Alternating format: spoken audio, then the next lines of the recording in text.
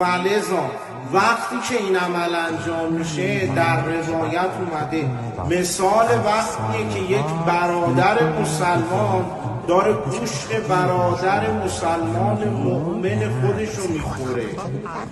رسیدم نظر امام صادق فرمود یبن رسول الله،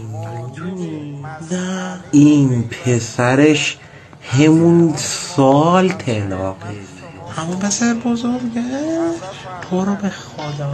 خب اینا و همون سالا خیلی به پدر و مادرشون ظلم میکردن و خدا هم همچینشون کرد، ولی که انگار پسرش خیلی خوب بود.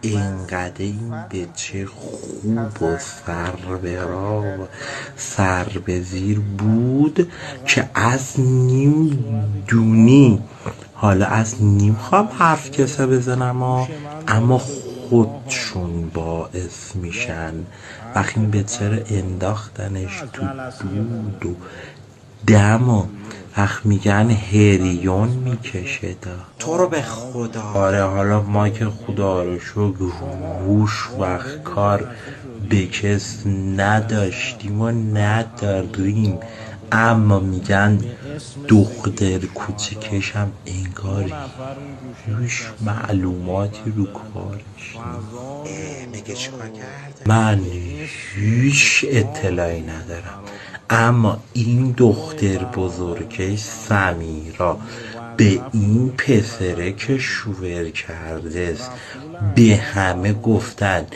این خواستگارش بوده است، ولی اینا با هم دوست بودن. پس این سمیرا میگه پسری بتول خواستگارش نبود. چند وقتم نوزدش بود، اما این که چیطور شده بر چی به هم زدن خدا میدونه. حالا اسب بماچ. آره اسب بماچ، گناه کسی نمیخواد بشه.